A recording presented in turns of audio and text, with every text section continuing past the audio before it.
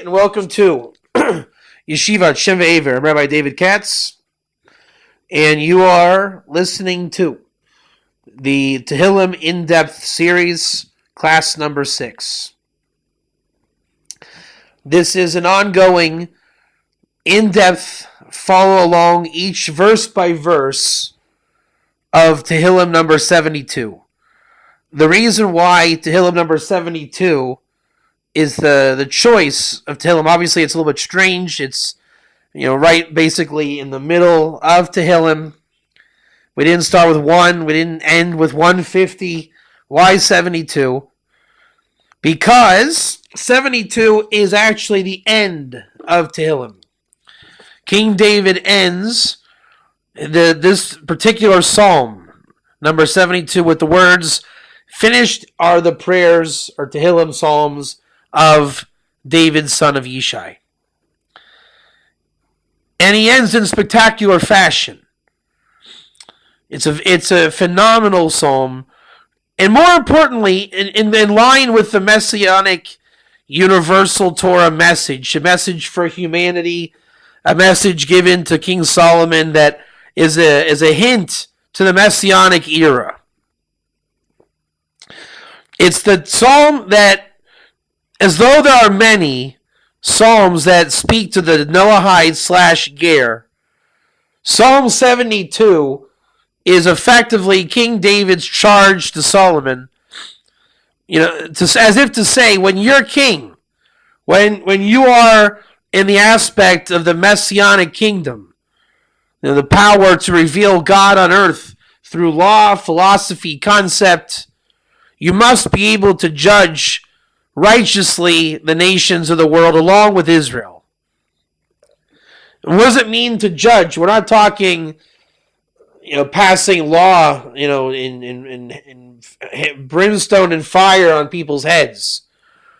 What we're really saying is to give the Ger of the world proper guidance, proper care, proper court experience, proper life experience on earth. It has to come from one central source called Jerusalem, where the temple stands, where the king passes the word of God throughout the world.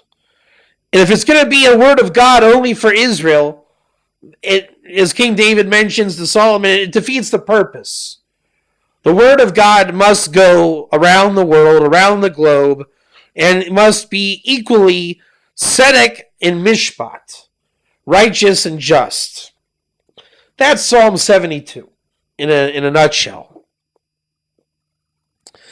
Thus, that makes this in the series, as we've accomplished 5 complete verses out of, let me count again for context. There's 20 verses in the psalm, and this week is Psalm verse number 6. Psalm 72, verse 6. I'm calling the class Spiritual Nutrients, as we'll soon see why that is apropos. Okay, as the template of the class follows, we'll read the English. Go ahead and read the commentary in the Hebrew of a commentary called Shai Lamora, which is a compilation of the most classic commentaries on Psalms. And the greatness of the Shai Lamora commentary is to make a nice flow, running commentary with a consistent flavor and taste that best suits the intentions and expressions of King David. So it's not a proper commentary, Shai Lamora, let's say, of 1,000 years ago. It's a new publishing house. But what they've done is they've made a very nice flow to understand the Psalms. We'll go over the commentary and the concepts latent within the commentary, and then end again with a glimpse of what the verse meant and in context with what we have said previously. Let's go ahead. May his words descend like rain upon cut vegetation, like showers waterer of the earth. Sounds a bit vague and abstract, I'm aware of that. let's go ahead and make it into some suitable context.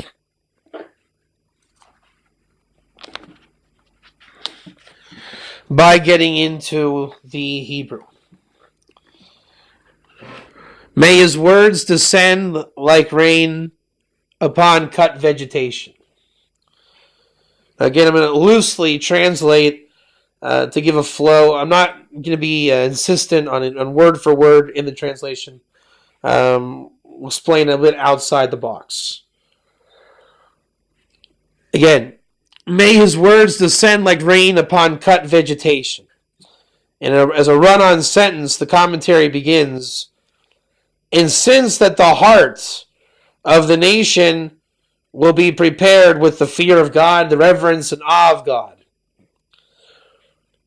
there will be descended on them a matter, word, concept, theme of the king himself, i.e. Solomon, and his rebuke, his motivation for growth and change spiritually, will be like the dew that descends on the cut vegetation, which is, again, the word giz, cut vegetation, is another word for vegetables, growth, greenery, grasses, who are mowed down.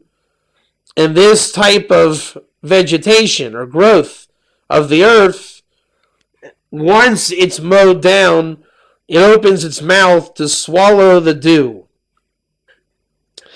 I think the most natural image that we can form, or analogy of this concept, is a man shaving. Right? Once a man becomes accustomed to shaving his face, the, what do you call it, the 5 o'clock shadow? So they call it 9 o'clock, 5 o'clock shadow? So I forget the concept. And most people in the world over here don't shave.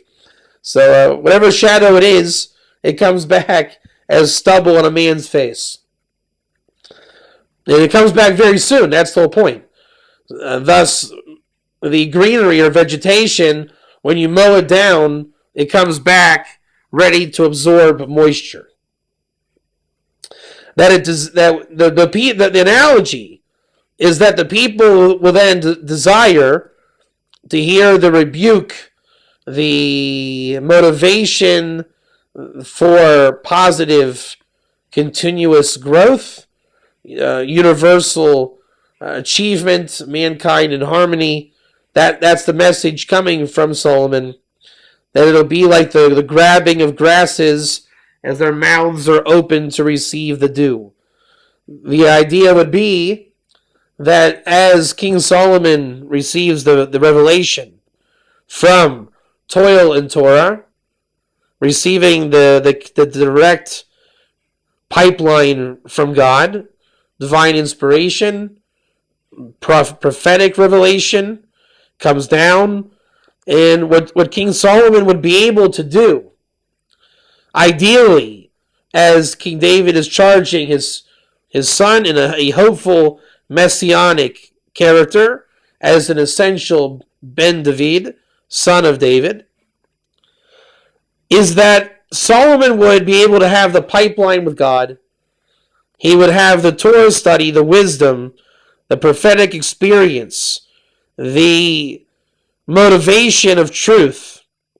In fact, if I'm not mistaken, Solomon, son of David, I think, is the gematria truth. Let me check that real quick. Just came to my mind. 375 and 52, 721, 427, 14. That's right. The gematria, the numerical value, Solomon, son of David, is the gematria numerical value, emet, truth. And what King David is saying to King Solomon is, you need to be that man of truth. With truth, King Solomon would then be responsible to learn the Torah, and as it says in the book of Devarim, a king learns the Torah in order to become available to fear God.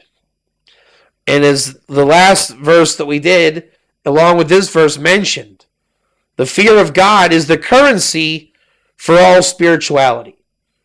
Thus, the spiritual nutrients that have to be soiled comes from the fear of God. The basic premise that King David is getting through to King Solomon is that this has to be a humanity that is in unity. So the message of Torah that King Solomon gives over has to be one such that it's for all of humanity. And if humanity is going to be in unity, then we have to all be in unity. Meaning we're all dealing with the same concepts. Your God is my God. I mean, that sounds like Ruth. Right? Your God is my God, your people are my people. There's really no difference between the Ger and the Jew. The Jew says to the Ger, your God is my God, because the Ger says to the Jew, your God is my God.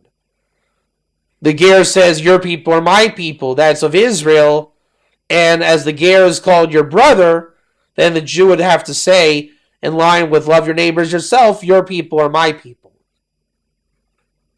And that's exactly the point that King David is telling King Solomon. You need to treat the poor and destitute, who, this is an analogy to the Ger, they are your people. You're responsible for them. They have to as well keep the Torah. So you have to include them in all thought process and evaluation. Again, the Torah message must be universal. The dynamic of universal Torah and revelation is that we're all dealing with the same thing. We're all dealing with the same issues of humanity. Differences of people, perception of character, constantly in judgment of one another. From that judgment, when there's a lack of righteousness, you get racism, anti-Semitism, bigotry, small-minded thinking, corruption, exploitation, and basically every evil comes to fruition on the earth. But what if Solomon could harness the revelation from its inception? What if as the revelation comes to King Solomon, instead of letting it decay as a moral decay and a lack of understanding turn to a negativity, if I don't understand you, it must be your problem, and a buildup of self. But rather, if he could harness that energy, as if to say, mowing it down, don't let it become an aftergrowth. As the revelation comes to all of us, there's always a revelation coming to mankind. The problem is it's not easily articulated. When we're standing with our neighbor, what may it be the first time or semi-frequently, we always get a revelation of the other, especially between genders or wherever there's heightened interest, for better or for worse. We seek to be able to articulate what it is we feel. A lot of times guilt comes in place because we're not able to put our finger on the spot to identify what this is. The reason why we can't identify or articulate is we lack the Torah vernacular, the life experiences as defined by Torah and the Holy Tongue. Thus comes the scholar of Solomon with prophetic wisdom, he who has lived every moment of life as professed by Koheles, King Solomon's work of Ecclesiastes. He tells you point blank, I've lived everything. Whatever you can conceive of, I have lived. And comes the book of Proverbs. King Solomon says, I can tell you every scenario under the sun, for there is nothing new under the sun. Where ultimately in Song of Songs, King Solomon writes the book of Song of Songs to encapsulate just, in fact, who is the Jew when seen from the vantage point of the non-Jew who, devoid of messianic light, is not able to articulate what he sees before the point of a moral decay in the union of the Ger and the Jew. Just as any prominent feature of any ethnic group sticks out, we all notice. If a guy limps, we notice. Somebody in a wheelchair, we notice. Somebody that has a different color of skin, we notice. Everything that sticks out in society, we notice. And we judge. We judge to say, this is different from me. Do I view that as good or bad? And ideally, humanity is good. But if we can't articulate it, we tend to then become afraid, paranoid, insulted, embarrassed. The ego takes over, and you have cultural clash all over the world. Out of that, you have religion and cults and philosophies that justify small-minded thinking and actually abhor great thinking. But the irony is that the Torah itself is the hub of perfect thinking, of perfect concepts. Thus, the non-Jew sees the Jew for what he is. And what is he? He is a member of humanity, unbeknownst to the Jew himself, for he has not yet taken his role in humanity. If he did, that would be classified as being a light to the nations. The nations would then see the light because the Jew would then activate all of humanity by being the chief cornerstone that was rejected by the builders, simply by being last in place. And we don't inherit humanity. Humanity is something that you grow into. The nation of Israel, as destiny would have it, is destined to take their place in humanity last. But the goal is to get them in humanity as fast as possible and to bring the messianic revelation to earth. This, you could also call this the repair of the world, tikkun olam. With that said, the non-Jew is all the time aware of the latent humanity of Israel. Israel is unbeknownst to them their own humanity. And then the cataclysmic breakage of the vessels commences. Because of that, nobody has an identity. The world remains splintered and fractured. The message the nations have to Israel is, we see you like anybody else. And the revelation on that is, everybody is beautiful when humanity is represented. For that Israel says in Song of Songs, I may be black, but I am beautiful. Israel is beautiful in its ethnic self. And it doesn't see its own beauty, but rather it's made aware of reality through the eyesight of the world at large, but in a level that cannot be articulated. That level of articulation is the messianic revelation. That is the Messiah coming through. The breath, the spirit, the voice of the Messiah, as it says in the Talmud, when does the Messiah come? But if you would hear his voice, he would come today. And King David tells Solomon just that. You must be able to articulate that which is, until now, not able to be spoken. The quiet revelation that grabs us from a moment of chaos. Our job is to calm the chaos and bring it into repair and actually acquire it through speaking and making a brick to build the eternal house at the same time. The house of the Messiah builds the third temple. Those bricks are spiritual bricks of Torah revelation that are spoken into existence, of revelation that becomes articulated. Now, one brick at a time might be abstract. Eventually, we build. Bricks come together. We formulate ideas, concepts, words, sentences, shared ideas.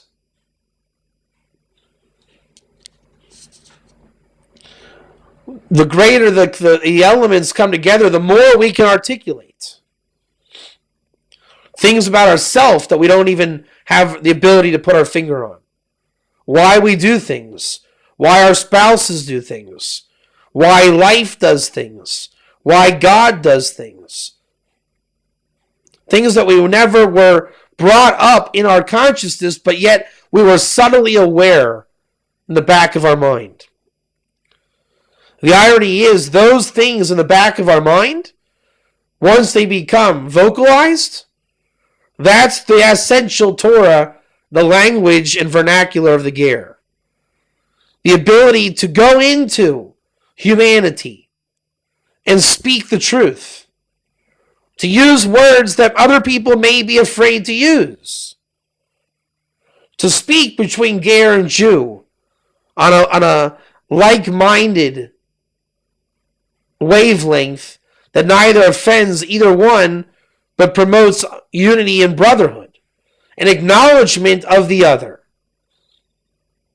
Telling the truth. What is this ethnic trait of the Jew that the Ger sees? The idea of this person represents the ability to bring truth into the open. Now, is he going to do that, or is he going to deny the world of that? And then that becomes a mirror to himself. Every member of his society and humanity then has the ability to either contribute to society according to truth or to run away from it. But it has to start somewhere. And what King David says to King Solomon is it actually starts with the breath of the Messiah.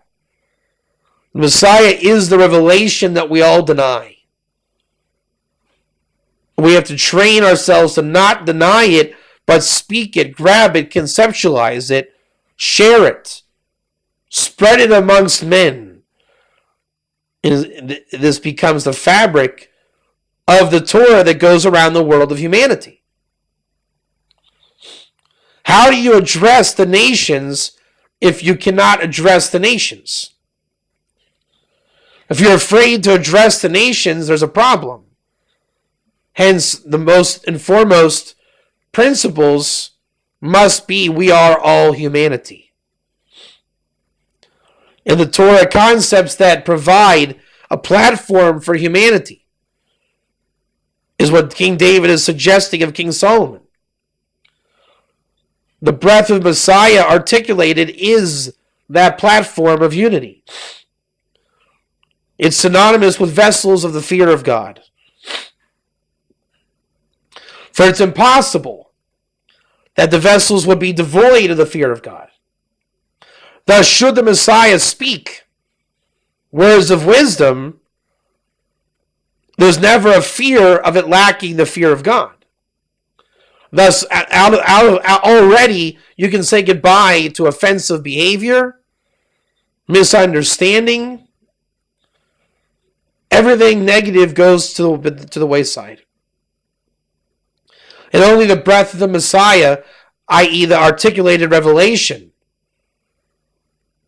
is what is allowed to fill the world, which is then the vessel itself, or an illumination to the word and presence and knowledge of God.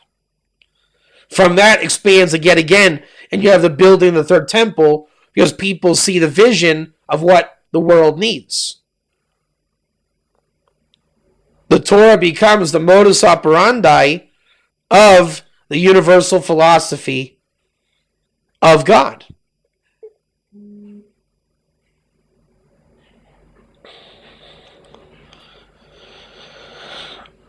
The words of wisdom of King Solomon, as brought from Song of Songs, the acute ability to recognize humanity through the life lessons of Proverbs, and the life experiences of Ecclesiastes.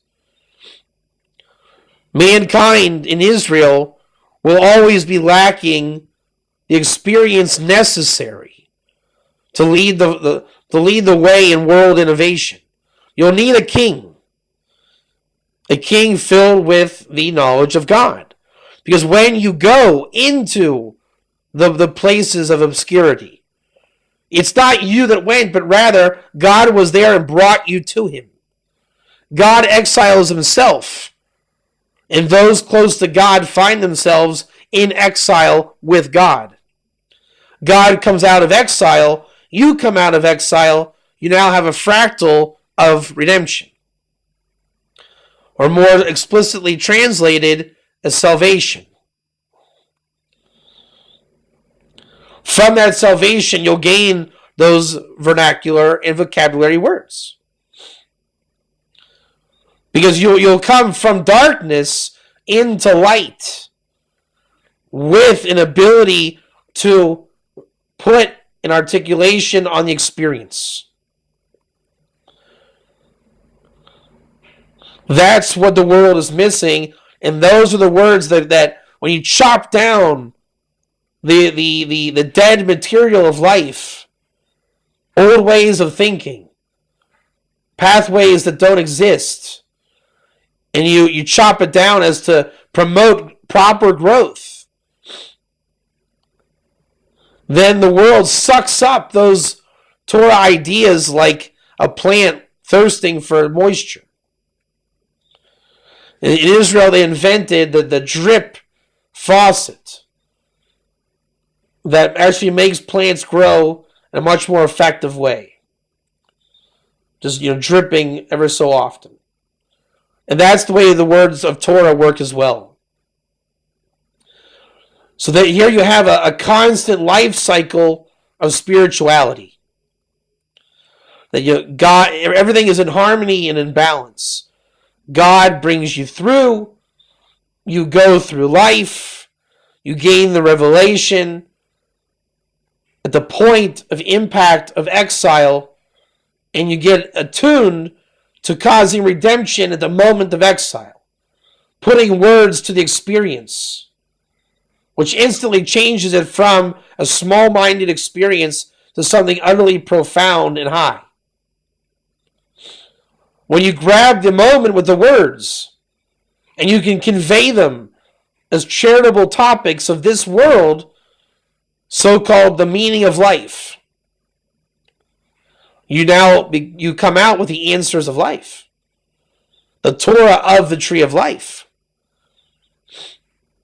The humanity within everybody can become vocalized. They can see the divine in motion.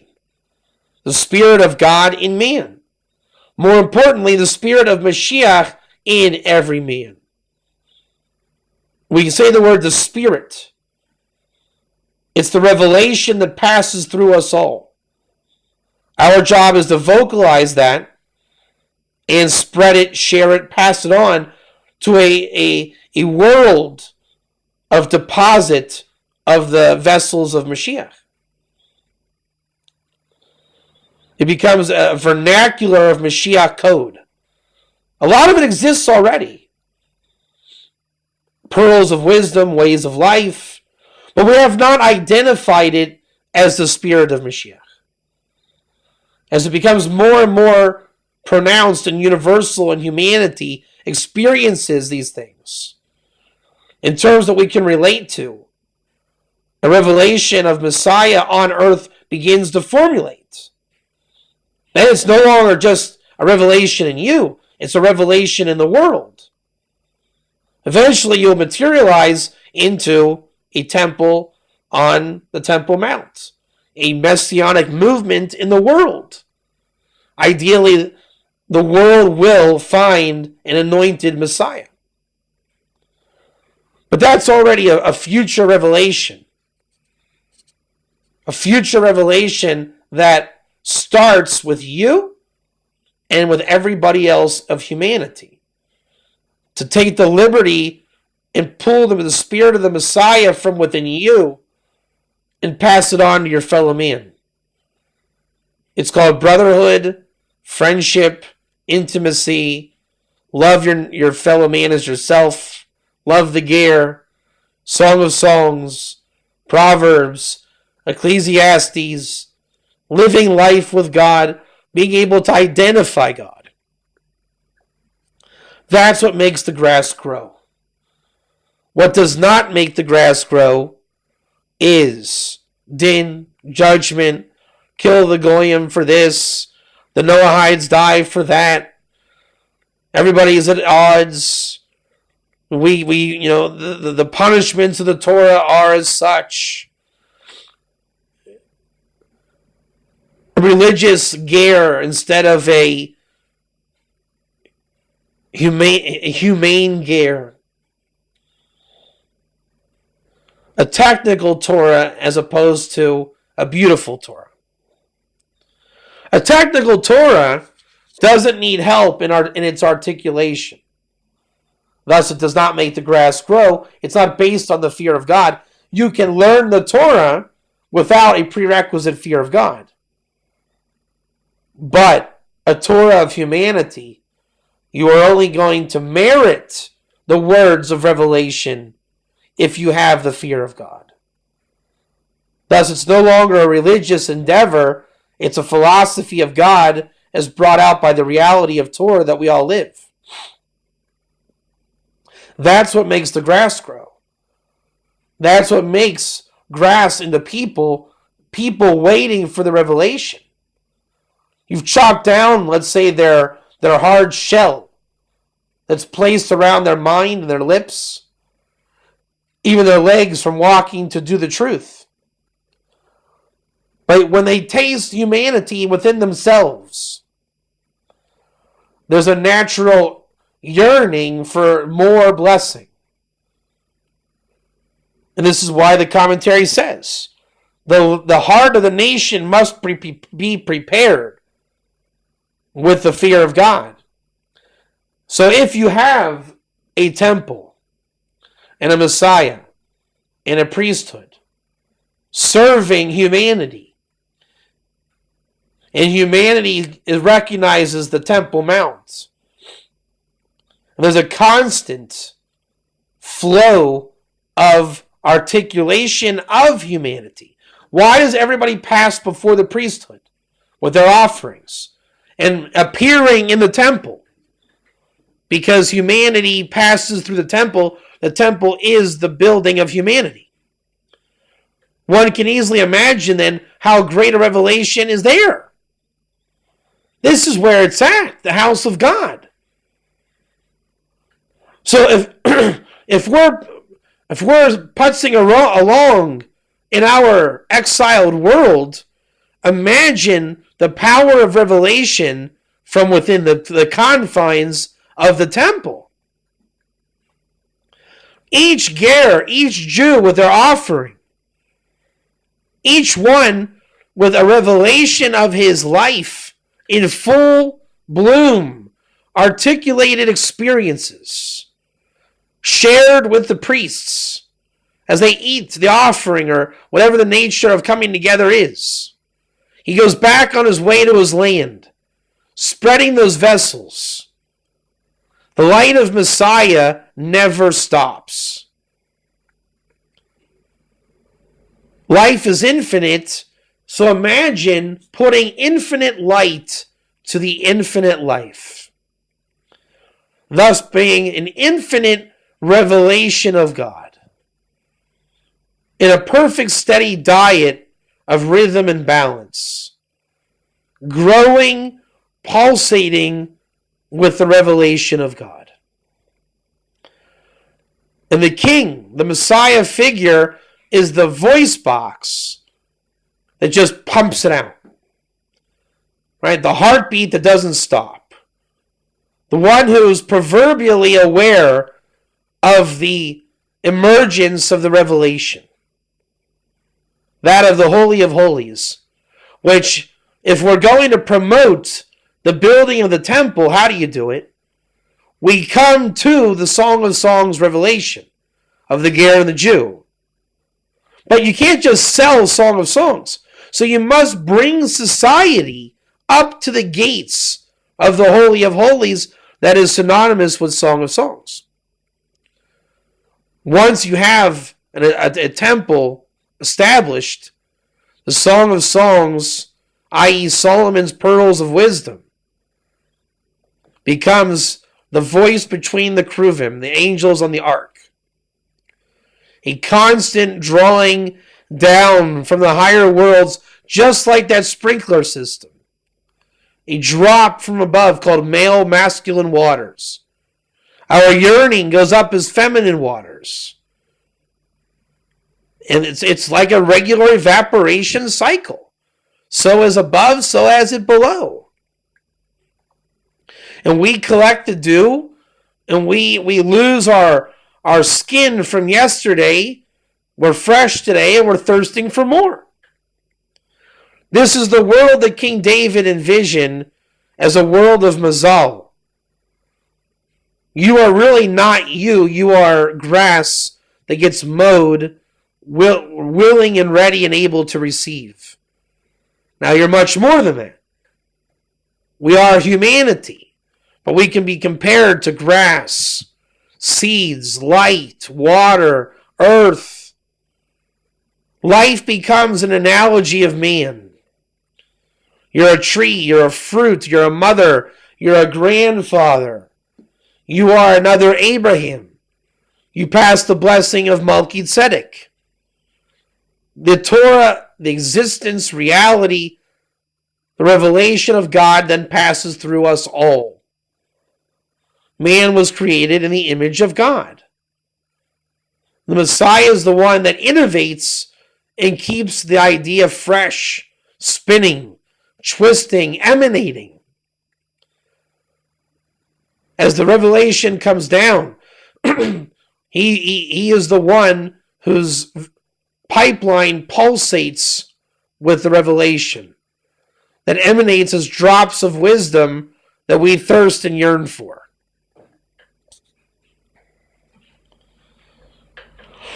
The second part of the commentary, like showers, waterer of the earth. The voice, the matter, the concept of the king in his rebuke. Rebuke is harshly translated from Musar. Musar is really words of wisdom that bring you to change your behavior. But not from judgment and putting down the gauntlet.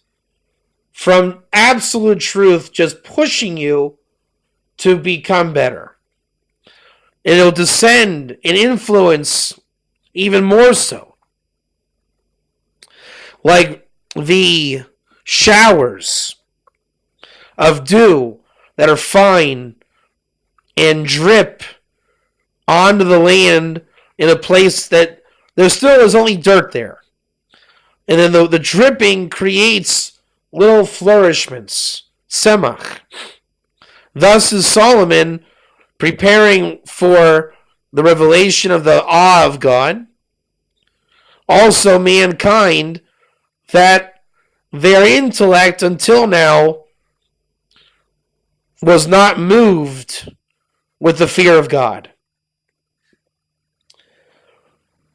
Yesterday's fear doesn't translate into tomorrow.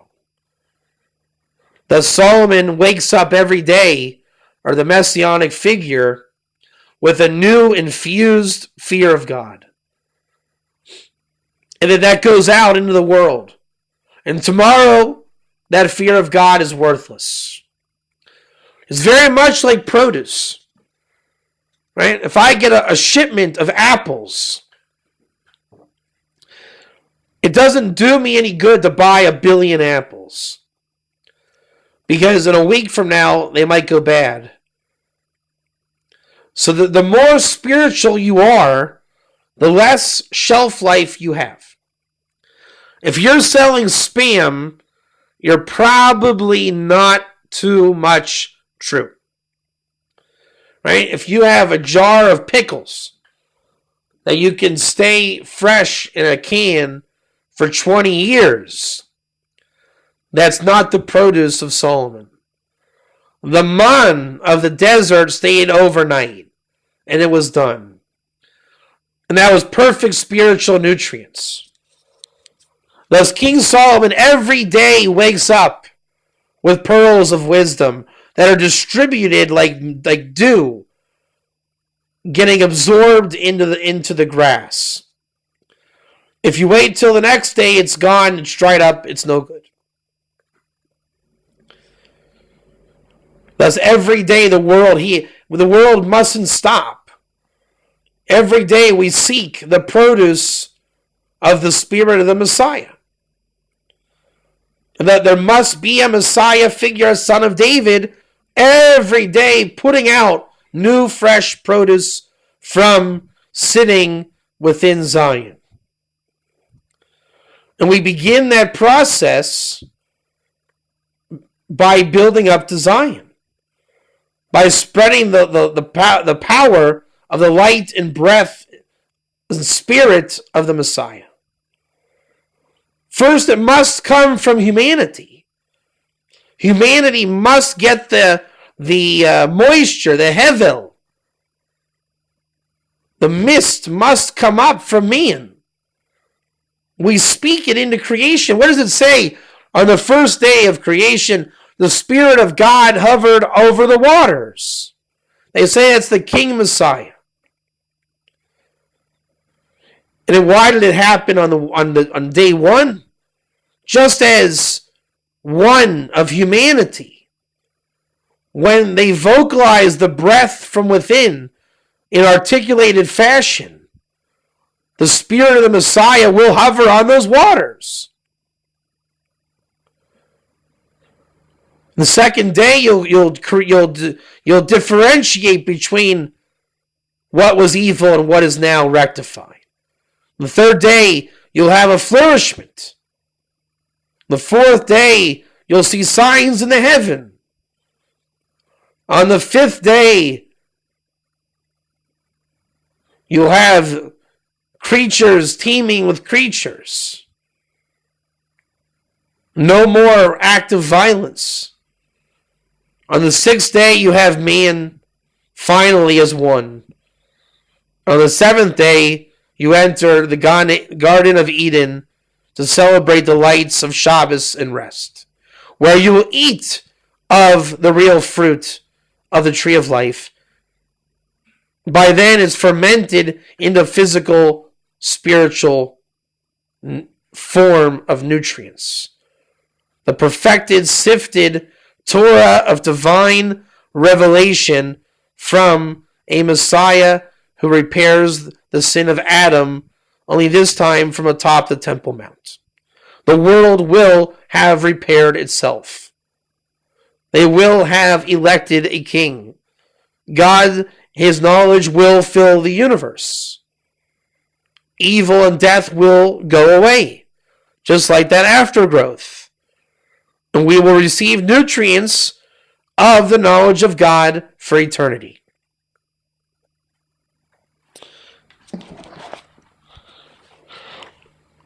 This is the 6th verse of the Tehillim Psalm. Let's just go over a couple of concepts of what was in the first 5 classes. We have Solomon, King David charging Solomon. We now know better what Solomon represents. The spiritual bounty that is destined for humanity. That must be just and righteous and beneficial for all. The revelation of God, the name of God, who bespeaks of salvation, charity, acts of righteousness, is a product of the fear of God. Who is the poor man? He who requires the bounty all the time. He's not able to energize himself alone. Now, the Jewish people think that they are not the poor man, and the nations claim they are the poor man. What we really see is that when humanity is maintained, the Jewish people were not even members of humanity. until the poor man, the ger, the ani, shows the Jew the revelation of the Psalm of Psalms. Then the spiritual bounty goes about. He's only a poor man only because he realizes he is bound to the fruits of the Messiah. It is etched in his being that the spiritual bounty must go around the world. Without the nations or the non-Jews in the world, humanity is lost forever. What a surreal spin to the Torah imagery that until now has been a religious disaster. That's the nature of repairing the world. That is the nature of salvation. You need revelation ultimately of yourself and your identity. That is a human, mankind, existential unity or concept of unity. That's the revelation we all seek. Of what am I trying to tell myself? Who am I? What am I? The lights of Messiah begin to articulate the revelation. Others then will be able to help you and tell you the message. God speaks through the Spirit of the Messiah. We become the receptors to hear the revelation. We all pass the word back and forth. One day our job is to listen and encapsulate and actually grab the revelation. That entire episode is called the fear of God. It brings you to an awe of God. You have to have the awe of God to receive revelation. This is also called the revelation of the Shekhinah, the divine presence. We live in a world where there is a Shekhinah in exile. The articulation of revelation is the illumination of the divine that we live with. Those are the vessels of the first 5 verses. And then here we have in our verse now, King David says, give these vessels to mankind. Let them know who you are, Solomon. Teach them about the name of God. What is salvation?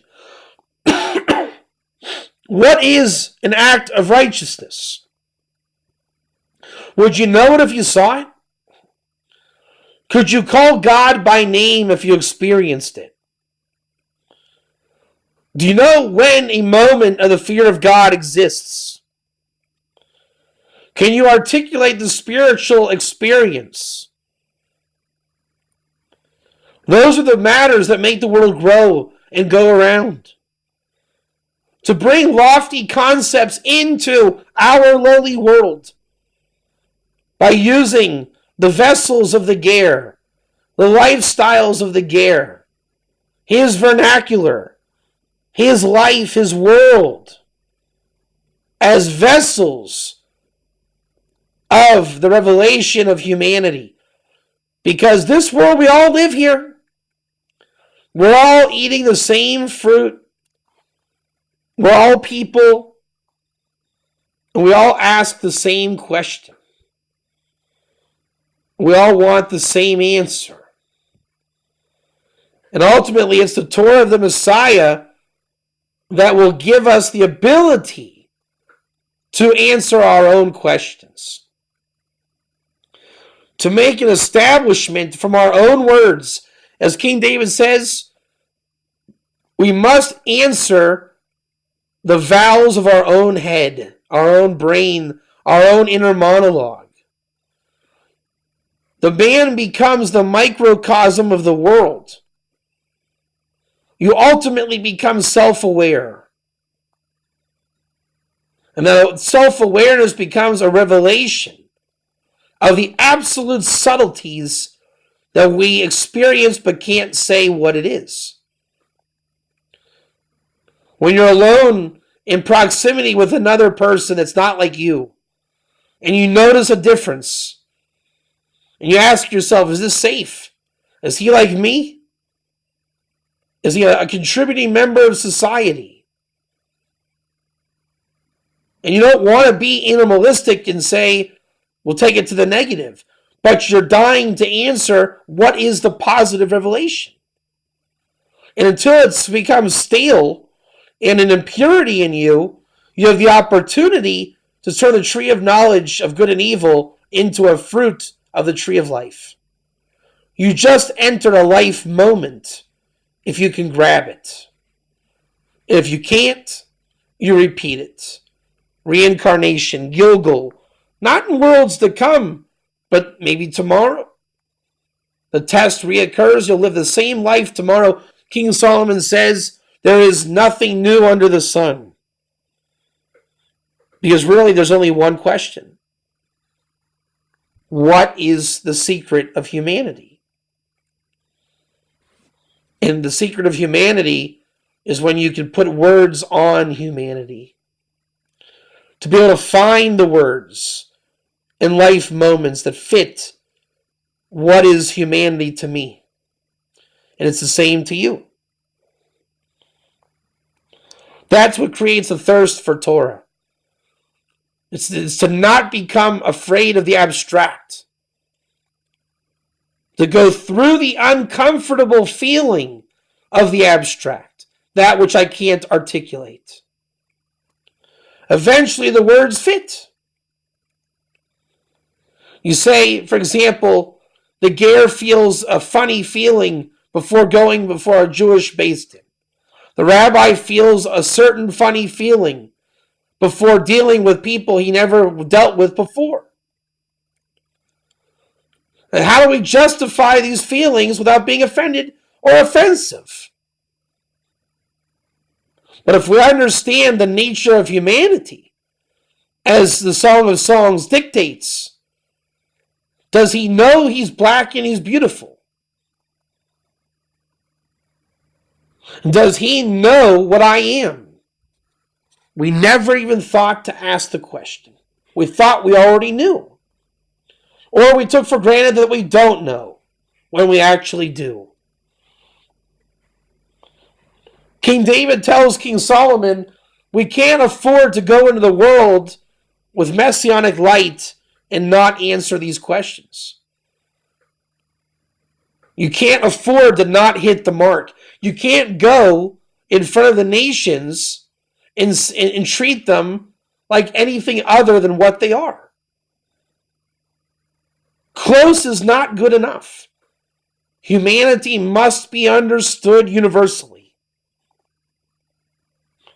And that will only happen when the fear of God resonates in the universe. That fear of God pulsates the spirit and revelation of the Messiah from within everything. A vapor comes up and is an edible fruit of wisdom of life. We eat those fruits, we grow, we encapsulate them, and it becomes a revelation of Mashiach. For Mashiach represents a perfect humanity. A universal Torah ethical code for everybody, which is really synonymously the philosophy of knowledge of God. And life becomes that eternal revelation of God. King Solomon says, or King David says to King Solomon, you must have them thirsty for your words. There's nothing thirstier than words that talk about God. Here's an analogy of talking about God. A guy goes to work. His wife packs him an extra strawberry in his lunch. He says, what a stupid thing. Why does my wife think that I want a strawberry? His boss comes in 20 minutes later and he says, listen, I got a stupid question for you boys. Does anybody have a strawberry? My sister-in-law is having a party in her cake and it just looks dumb without a cherry on top. Anybody got a strawberry? He says, boss, you won't believe this. My wife packed me a strawberry. Give it here. And he says, here, take it.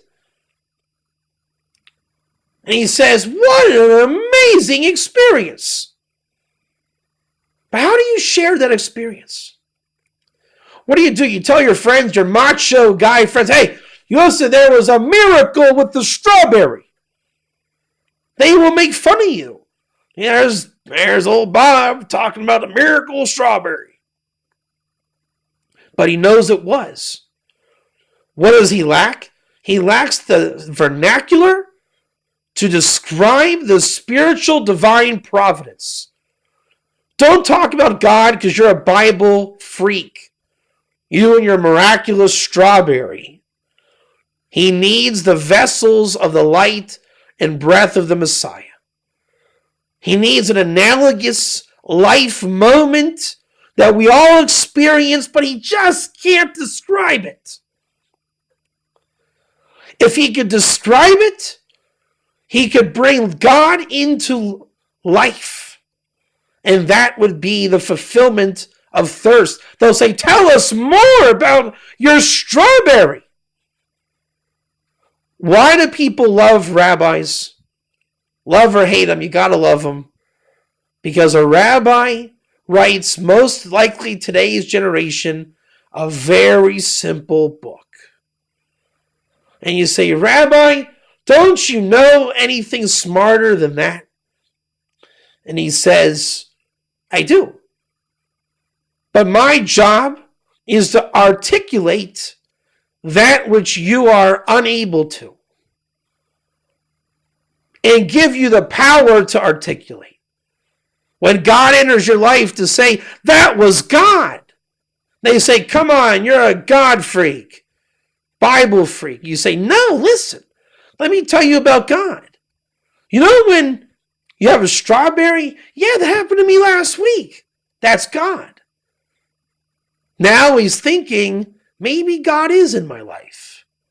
Maybe enlightenment does exist. And that's the light of the Messiah that just went on. And it only grows more and more. And we become thirsty for those experiences. Those spiritual, mazel, blessed moments of life. May we be blessed to realize them as we get closer and closer to Messiah. As if you haven't noticed, the world is becoming pronounced in its humanity.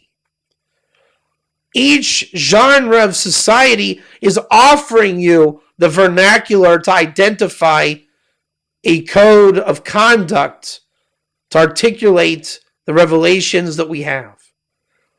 Journalism isn't getting any more scholarly, but it's becoming clearer. Not in its message, for it still is rather biased. But now, what's more than ever is, if you look carefully in life, the messages coming through, you actually can receive the light. In the great darkness, light goes a long way.